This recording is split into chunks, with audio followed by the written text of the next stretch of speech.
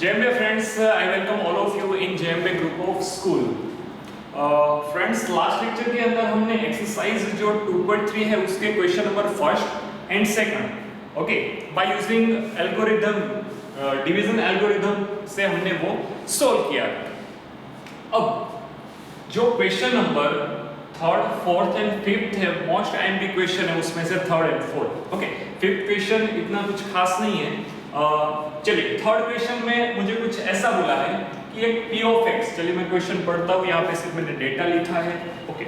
obtain all the zeros of particular ये polynomial आपको दिया है if its two zeros are these and these okay. तो sir मैं आपको एक चीज बताना चाहता हूँ कि अगर आपने एक चीज नोट की होगी कि मुझे अगर जो डिग्री दी है उतने मेरे जीरोस आएंगे। आप यहाँ पे डिग्री 2 वाले पॉलिनोमियल मतलब क्वाड्रेटिक में देखते थे कि जितने डिग्री होगी, डिग्री मतलब क्या होता है maximum power of particular polynomial okay. Maximum power 4 है तो इसके 4 रूट्स मिलेंगे आपको या फिर 4 जीरोस मिलेंगे, ऐसे आप बोल सकते हो। अब बारी आती है कि 2 रूट्स यहाँ पे आपको दिए हैं, 2 जीरोस आपको दिए ओके। तो मैं यहाँ पे लिखना स्टार्ट कर रहा हूँ here under root 5 by 3 and minus under root 5 by 3 are zeros of p of x। ये p of x मतलब क्या, गिवन पॉलिनोमियल ओके। थोड़ा और आगे बढ़ते हैं, आप इस सम को पर्टिकुलर एक एग्जांपल के साथ समझ सकते हो। मैं आपको एक एग्जांपल बता रहा हूं बेटा, x² + 3x + 2 = 0 ओके। ये सम समझने के लिए आपको ये एग्जांपल समझना बहुत जरूरी है। चलिए हालांकि ये आपको कैसे सॉल्व करना है, लास्ट टर्म को ऐसे स्प्लिट करो, मिडिल टर्म प्लस 3x आई आपको पता है। यहाँ पे x² + 2x + x + 2 = 0। मैं जस्ट आपको आइडिया दे रहा हूं कि हम इस जो गिवन सम है उसके अंदर क्या करेंगे ओके। यहाँ पे मैं x + 1 एंड x + 2 = 0। तो सर ये मेरा कोई पॉलिनोमियल था, इसको मैंने सॉल्व किया तो आपको x + 1 * x + 2 मिला। तो आप क्या बोल सकते हो, x + 1 x + 2 क्या आपके दो फैक्टर है किसके, गिवन पॉलिनोमियल। अगर मुझे इसके जीरोस चाहिए तो x + 1 = 0, x + 2 = 0, तो x = -1 एंड x = -2। तो आपने पर्टिकुलर इस पॉलिनोमियल के लिए 2 जीरोस फाइंड किए, ये आपको पता है। अब आगे बढ़ते, सर मुझे जो क्वेश्चन दिया है ये उसके अंदर क्या है, 2 जीरो ऑलरेडी गिवन है ओके। तो आप इन दोनों जीरोस को ऐसे हैंडल नहीं कर सकते कि भाई अगर x = -1 है, x = -2, इसके जस्ट ऊपर वाला x + 1 = 0, x + 2 = 0, ये भी तो क्या हो गए 0 0। तो यहाँ पे मैं लिख रहा हूँ so x plus under root 5 by 3 and x, अच्छा ये प्लस में देखिए अगर सामने है ना कि x = -1 है, अगर लेफ्ट हैंड में जाएगा तो क्या होगा, नेगेटिव जो है वो पॉजिटिव हो जाएगा, तो यहाँ पे x + 1 मिलेगा। तो सर ये क्या होगा कि अगर x = +√5 by √3 है तो इसको लेफ्ट हैंड में लेके आऊंगा तो बीच में क्या होगा, नेगेटिव ओके। यहाँ पे बीच में क्या आएगा, पॉजिटिव √5 by 3, ऐसे मैं बोल सकता हूँ यस। r जीरोस या फिर r फैक्टर्स भी बोल सकता हूँ okay. r factors of p of x। हाँ सर ये बात तो सही है कि भाई इसके फैक्टर्स होंगे या फिर इसके जीरोस, अभी जीरोस लिखूं ओके। जस्ट इसके ऊपर वाला स्टेप मैंने देखा कि इन दोनों का मैंने मल्टीप्लाई किया तो मैं क्या बोल सकता हूँ, ये जो पॉलिनोमियल है गिवन उनके ये दोनों फैक्टर बन जाएंगे। तो यहाँ पे मैं वही लिखूंगा कि भाई x - √5 by √3 and x plus √5 by 3 are factors of p of x। ये दोनों अगर फैक्टर्स होंगे तो मैंने दोनों फैक्टर का मल्टीप्लाई किया था, ये सॉल्व करता गया तो मुझे इन दोनों फैक्टर का मल्टीप्लिकेशन मिला। अगर मैं दोनों फैक्टर को अंदर एक दूसरे के साथ मल्टीप्लाई दूंगा तो नीचे से ऊपर के स्टेप के ऊपर बढ़ता जाऊंगा। तो यहाँ पे ऐसा x minus under root 5/3 into x plus under root 5/3 okay is equal to मुझे क्या मिलेगा x square minus 5/3 is factor of p of x। Yes sir, मुझे एक फैक्टर, देखो यहाँ पे मैंने कोई अलग चीज नहीं की, मैंने कोई ऐसा आप बोल सकते हो कोई डिफरेंट नहीं किया। जो आपको डेटा में दिया है उसी को एक पर्टिकुलर सम आपको एग्जांपल दिया कि भाई ऐसा ऐसा होता है तो इस सम में हम ऐसा करें। ओके, तो ये अब मैं रफ कर देता हूं, इसकी कोई जरूरत नहीं। तो मुझे जो डेटा गिवन था, मतलब दो जीरोस आपको ये और ये दिए गए थे, तो उसकी मदद से मैंने एक फैक्टर पर्टिकुलर फाइंड कर दिया यहाँ। ओके, तो आपको ये चीज पता होनी चाहिए बेटा क्या कि आपको एक फैक्टर दिया है। ओके, चलिए काम करते हैं, फिर से एग्जांपल लेते हैं। सपोज यहाँ पे 12 है, यहाँ पे 4 को और 12 को 4 से डिवाइड करूंगा, यहाँ पे 3 12, यहाँ पे 0 0। तो मैं ये बोल सकता हूँ कि 4 into 3 मतलब ये डिविडेंड है, ये डिवाइजर है, ये क्वेश्चन है, और बीच में जो लास्ट बचेगा रिमाइंडर। ओके, ये आपको पता है। ओके, अब अगर मैं रिमाइंडर 0 देख जाऊं, रिमाइंडर अगर मैं 0 देख जाऊं तो आपका जो डिविडेंड होगा उसके फैक्टर्स क्या होंगे? तो क्वेश्चन इनटू डिवाइजर, ये हम स्टैंडर्ड 9th के अंदर पढ़ चुके हैं। ओके, तो मुझे एक चीज एक फैक्टर मिला, या तो ये मिला है डिवाइजर। तो एक काम करूंगा ना, ये जो गिवन पॉलिनोमियल है पूरा का पूरा, इसको इस पर्टिकुलर टर्म से डिवाइड करूंगा तो मुझे कोई ना कोई क्वेश्चन मिलेगा। हाँ, वो क्वेश्चन मेरा फैक्टर कब बनेगा? अगर मैं उसका रिमाइंडर 0 लेके आऊंगा। तो यहाँ पे देखिए ना कि भाई ये जो 12 है उसके दो फैक्टर 4 3 12 कब मिले? जब मैंने 12 को 4 से डिवाइड किया। और रिमाइंडर क्या मिला? 0। अगर रिमाइंडर 0 मिलता है तो मैं बोल सकता हूँ कि 12 के दो फैक्टर 4 into 3 है। ये हम 9th में पढ़े। ओके, अब बस वही काम करेंगे। आपको जो दो जीरोस मिले थे उसके ऊपर से मैंने एक फैक्टर आपको बना के दिया, कैसे आया वो भी आपको समझे। ओके, अब इसी फैक्टर से मैं क्या करने वाला हूँ, इस पर्टिकुलर पॉलिनोमियल को क्या करूंगा? डिवाइड करूंगा। चलिए देखते हैं बेटा आपका आंसर कैसे आएगा, जरा देखो। यहाँ पे है 3x की 4 पावर प्लस 6x की 3 पावर माइनस 2x का स्क्वायर माइनस 10x माइनस 5, ऐसा कुछ है ना क्वेश्चंस।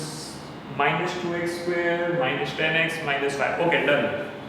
ओके, डिवाइड किससे करना है? तो कि अगर मैं x स्क्वायर माइनस 5, देखिए ये मैंने क्यों लिखा मालूम है? इन दोनों का मैंने मल्टीप्लिकेशन किया, ये क्या बना? a minus b into a plus b। तो मुझे आंसर क्या मिलेगा? a square minus b square. तो इसकी मदद से मैं ये लिखा हूं। ओके, तो आपको ये आइडिया आ जाना चाहिए मैं ये क्यों लिखा, कैसे लिखा। जस्ट मैंने आपको एक सम वहां पे एग्जांपल के तौर पे बताया गया। आगे बढ़ते हैं। ओके, इसको मुझे डिवाइड किससे करना है? x square minus 5/3। चलिए आगे बढ़ते हैं। आपको ये पता होना चाहिए कि सर अब मैं प्रोसीजर क्या करने वाला हूँ। यहाँ पे फर्स्ट टर्म क्या है? 3x की 4 पावर डिवाइड में क्या? x का स्क्वायर। तो मैं इस पूरी टर्म को किससे मल्टीप्लाई करूंगा? कि भाई 3x स्क्वायर से करना पड़ेगा। हाँ, तो अगर मैं इसको 3x स्क्वायर से x स्क्वायर को मल्टीप्लाई करूंगा, 3x की 4 पावर बचेगी। ओके, ये माइनस 5/3 था इंटू 3x स्क्वायर करूंगा तो यहाँ पे 3 कट, तो माइनस 5 स्क्वायर रहेगा। तो माइनस 5 स्क्वायर यहाँ पे सर x³ वाली तो कोई टर्म ही नहीं है, तो उसके नीचे 0x³ आप लिख सकते हो। चलिए, कंपलसरी साइन को चेंज करना है, यहाँ पे ऐसा कर दिया तो ये तो 6x का क्यूब ही बच जाएगा। ओके, ये minus 2x square plus 5x का स्क्वायर तो प्लस 3x स्क्वायर। बाकी जितनी भी टर्म्स है उसको सबको नीचे एज इट इज लिख देना है। आगे बढ़ते हैं। अब मुझे क्या दिख रहा है बेटा? यहाँ पे 6x का क्यूब दिख रहा है।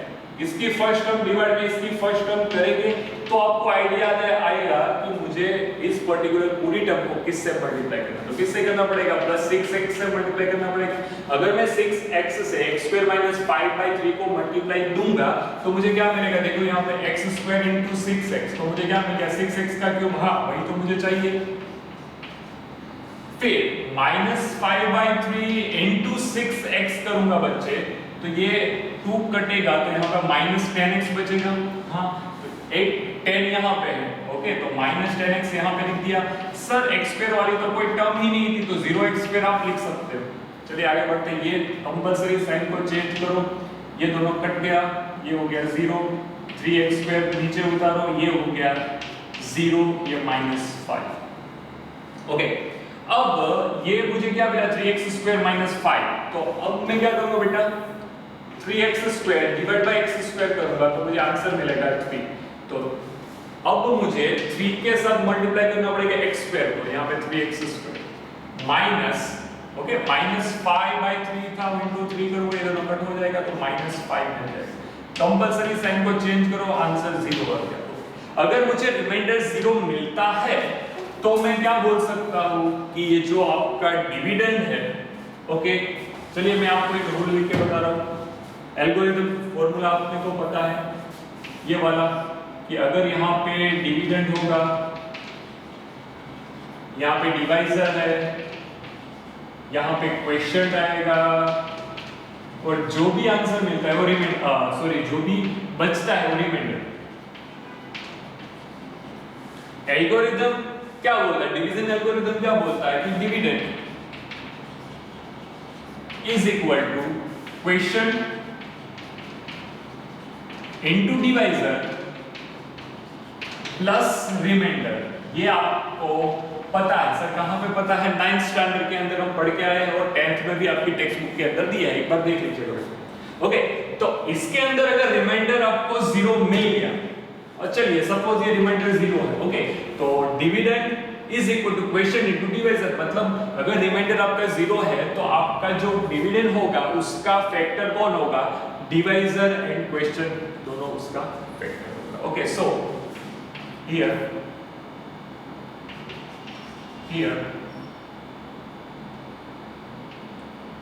3x² + 6x + 3 and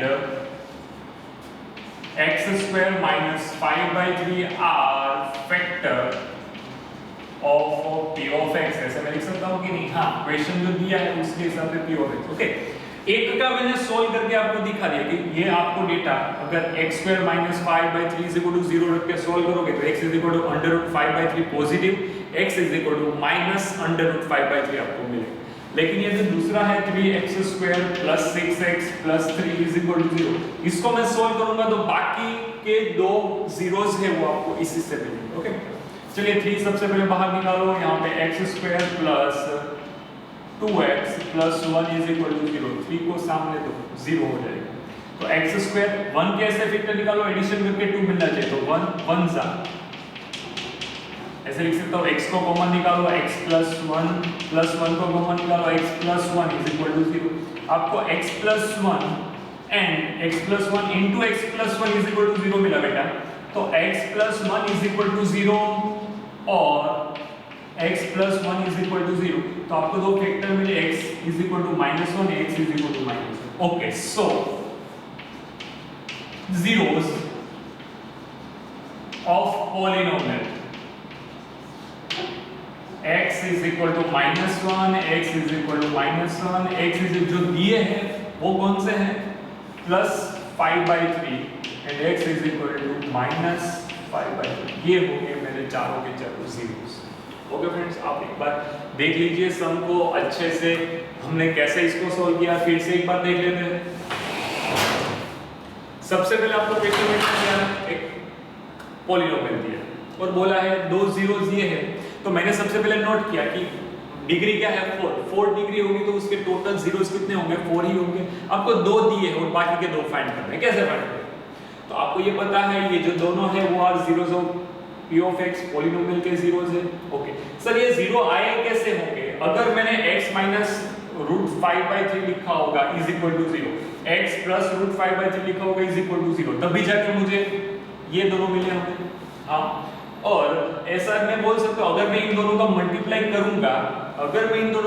करूंगा तो पॉलिनोमियल का एक फैक्टर मिलेगा। तो मैंने वही किया, this into this is equal to x square minus 5/3 is the factor of p of x। Sir ये कहां से आया? तो देखिए फॉर्मूला है अपना डिफरेंस का, x a minus b into a plus b होगा तो a square minus b square में कर सकता हूं। ओके, तो मैंने एल्गोरिथम फॉर्मूला अप्लाई किया, डिवीजन एल्गोरिथम, कि भाई अगर रिमाइंडर 0 आता है तो डिविडेंड का जो भी फैक्टर होगा वो क्या होगा, तो कि क्वेश्चन इनटू डिवाइजर। ओके, यहाँ पे 4 into 3 फैक्टर कब बनेगा 12 का? जब रिमाइंडर 0 आएगा तब। ओके, तो मैंने क्या किया, जो पॉलिनोमियल है उसको मैंने x स्क्वायर माइनस 5/3 से डिवाइड किया बाय यूजिंग डिवीजन मेथड से मैंने उसको डिवाइड किया, रिमाइंडर आ गया 0। रिमाइंडर 0 आ गया तो मैं ये बोल सकता हूँ कि ये पर्टिकुलर पॉलिनोमियल का फैक्टर कौन है? एक तो x स्क्वायर माइनस 5/3 और यहाँ पे जो क्वेश्चन मिला है वो। फिर डियर आपको ये जो x स्क्वायर माइनस 5/3 वो तो डेटा में दिया गया था, मैंने क्वेश्चन फाइंड किया तो क्वेश्चन इज इक्वल टू 0 रख के उसके मैंने फैक्टर फाइंड किया, x minus 1, x is equal to -1, x is equal to -1। Okay, that's why अब मैं बोल सकता हूं कि जो 4 जीरोस मुझे बोले थे, 4 जीरोस फाइंड करो, तो x is equal to -1, x is equal to -1 और ये दो आपको दिए। ओके फ्रेंड्स, ऐसे हमारा था क्वेश्चन नंबर 3। बहुत ही अच्छा, बहुत ही सुलझा हुआ सम था, उसको हमने सॉल्व किया। चलिए बेटा क्वेश्चन नंबर नेक्स्ट आगे बढ़ते हैं। अगर क्वेश्चन नंबर 4 था, आप देखो ऑन डिवाइडिंग, यहाँ पे कोई क्वेश्चन नंबर 4 दिया है कुछ, चलिए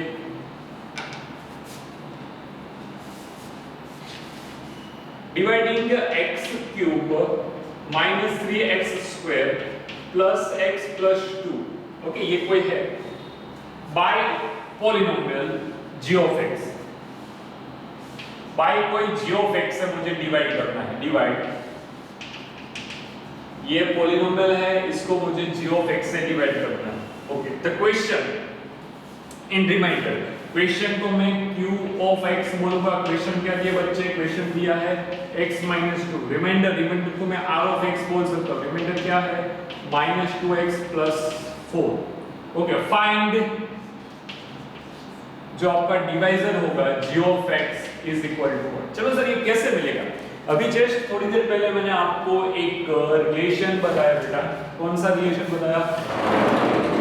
ये वाला, डिविडेंड। ओके, तो यहाँ पर ऐसा होगा ना, ये p ऑफ x मतलब डिविडेंड, ये g ऑफ x मतलब डिवाइजर। ओके, ये q ऑफ x मतलब question and r of x मतलब रिमाइंडर। तो इसका रिलेशन कैसा होता है? रिलेशन होता है p of x is equal to q of x into g of x plus r of x। ये आपको पता है। Okay, division algorithm formula. आगे बढ़ो बच्चे। अब मुझे अगर p of x x cube minus 3x square plus x plus 2 लिख दूं तो कोई प्रॉब्लम नहीं होगा? नहीं। p ऑफ x अगर x माइनस 2 लिख दूं तो भी कोई प्रॉब्लम नहीं होगा? नहीं। इनटू g ऑफ x को मुझे फाइंड करना है, plus r of x minus 2x plus 4। Okay, अब जरा समझना, ये -2x है, ये 4 है। अगर इन दोनों को उठा के लेफ्ट हैंड में फेंकूंगा तो यहाँ पे x cube minus 3x square, ये -2x है, इससे जाएगा तो +3x हो जाएगा। ये +4 है, इससे जाएगा तो -2, तो -4 हो जाएगा। 2 -4 तो -2 बचेगा। फिर आप देख सकते हैं इज इक्वल टू क्या मिला? Is equal to x - 2 into g of x। समझ रहे हो कि नहीं? यस। ओके, अब अगर मुझे g ऑफ x चाहिए मेरे बच्चे, तो मुझे क्या करना पड़ेगा? x cube minus 3x square plus 3x minus 2 divide में मैं क्या लिखूंगा? x minus 2। आप समझ रहे होंगे मैं क्या बोल रहा हूं। ओके सर, ये कैसे फाइंड करेंगे? तो ये फाइंड करने के लिए आपको क्या करना पड़ेगा बच्चे? ये फाइंड करने के लिए आपको क्या करना पड़ेगा? तो के